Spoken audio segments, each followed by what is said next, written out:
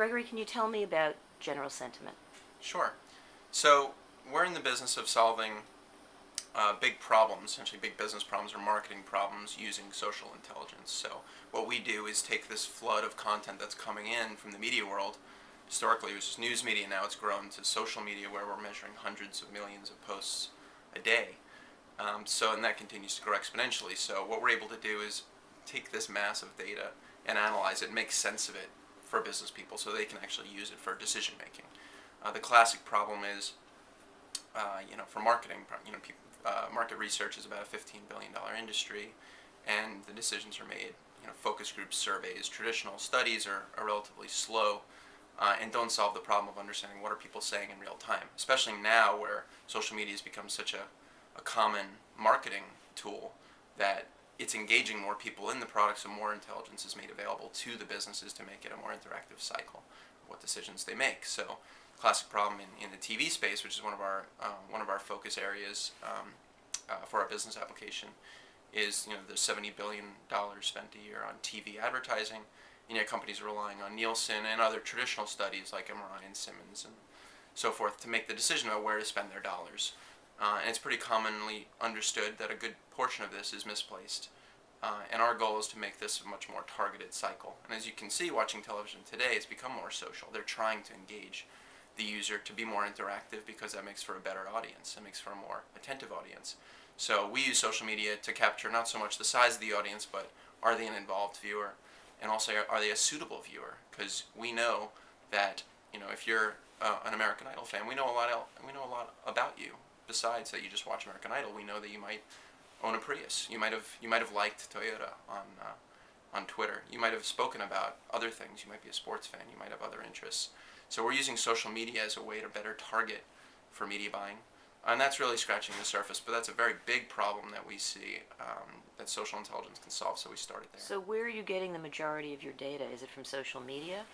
And how are you linking that to actual television viewing, since you mentioned Nielsen? Right. So we get the majority of our data these days. We used to Spider, but now we get the majority of our data from vendors that Spider, as that's become a bit more of a commodity business. So, but if you look at the real sources of our content, it's Twitter, it's Facebook, it's blogs, it's forums, it's news media still. We're even integrating broadcast media. So really anything that can find its way into text form, delivered over the internet, is a source for us. So we're getting, again, hundreds of millions of posts a day that continues to grow.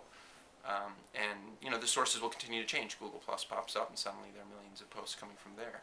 So it's all about user-generated content these days. Social media, as opposed to news media, provides such a wealth of other information about who these people are, and that we can use for things like media buying and targeting.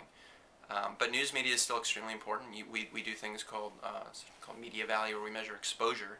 News media still has a significant influence, a significant effect, and often can cause a ripple in social. So it's become interconnected. As for the TV landscape, we spent quite a bit of time making sure we were measuring accurately discussion about the show, about the TV industry. So that requires quite a bit of work up front, but to make sure that when people are talking about Friends, they're talking about the TV show rather than their friends. So this is all done in several different ways, but our system is a natural language processing engine as opposed to a keyword-based tool, which means that each sentence that we analyze is broken down almost like a human reader would. So we say, what are the parts of speech? Is this a proper noun?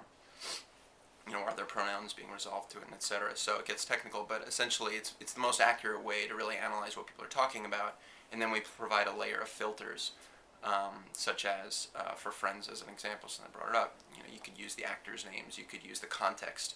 Was TV within 3 sentences, etc. So there are ways of isolating, making sure you've got the show, and not something else. How do you deal with sarcasm or irony? Yeah, sarcasm and irony, it's a good question. Those are the mysteries of our industry, really, to be honest. We do sentiment analysis is, of course, key to our business, and we're very proud of what we do there. And the scale of our analytics are also very unique. Sarcasm and irony are very difficult to track accurately. So we believe that any topic that's getting a certain level of discussion, call it 100, or many of the things we track get thousands or tens of thousands of mentions a day. So those things really become a very fractional part of the discussion. There are ways of getting better at sarcasm and irony, which we address, and we've got some machine learning that helps it improve over time, where it can be corrected, and we tell it, there's a common theme with this sarcasm or irony that we can capture. So occasionally we can get good at it, and the system can learn. But for the most part, that is a pretty difficult problem to solve. What about privacy?